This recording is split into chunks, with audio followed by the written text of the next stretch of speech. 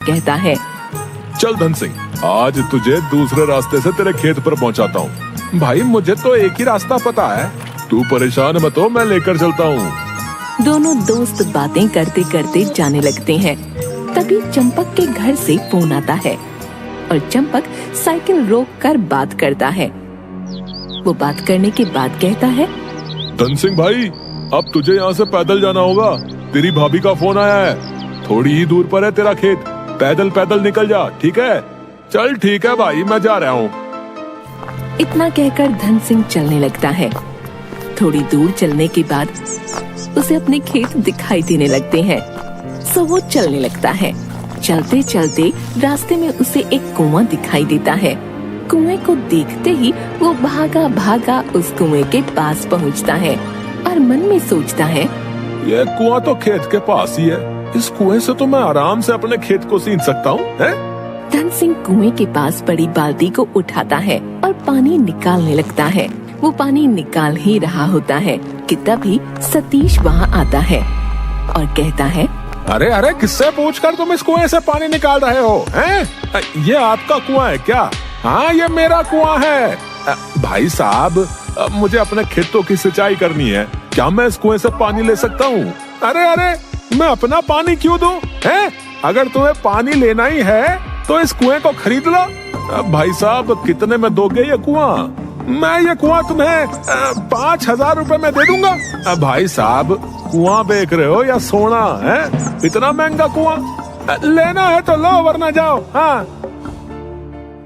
सतीश की ये बात सुनकर धन सिंह चिंता में पड़ गया, लेकिन वो ये सौदा छोड़ना नहीं चाहता था। उसने तुरंत कहा, ठीक है भाई साहब, मुझे ये सौदा मंजूर है। ठीक है, तो कल पैसे लेकर आना और कुआं खरीद लेना। ठीक है, ठीक है।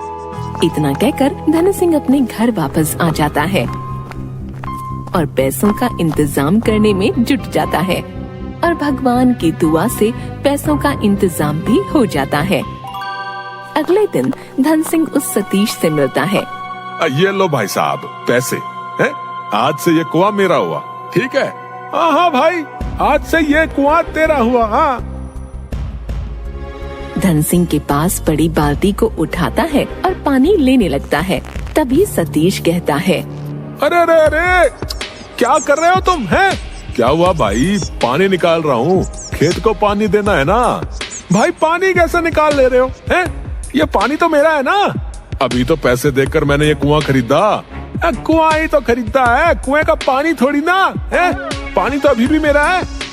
सतीश की ये बात सुनकर धन सिंह मायूस हो जाता है और मायूस होकर घर लौटता है। घर वालों को वो सारी बात बताता है। तभी उसका बेटा कहता है, पिताजी, आप महाराज के पास जाओ, वही हमें न्याय दिलाएंगे। हाँ बेटा, तू सही कह रहा है, मैं कल ही जाऊंगा महाराज के पास। अगले दिन धन सिंह सुबह होते ही महल के लिए निकल गया और कुछ ही देर में महल पहुंच गया और राजा को सारी बात बताने लगा। धन सिंह की बात सुनकर राजा ने हैरान होते हुए कहा, अरे ऐसा कैसे हो सकता है? महाराज, ऐसा ही हुआ है। मंत्री, जाओ और उस आदमी को अभी यहाँ बुला के लाओ। राजा की ये बात सुनकर मंत्री उस आदमी के पास गया और उस आदमी को बुला कर लाया। वो आदमी जैसे ही महल में आया, तभी राजा ने कहा, जब इस आदमी ने तुमसे ये कुआं खरीद लिया है, तो तुम इसे पानी क्यों नहीं लेने दे रहे हो? महाराज, इसने मुझसे कुआं खरीदा है, पानी नहीं। पानी तो अभी भी मेरा है ना।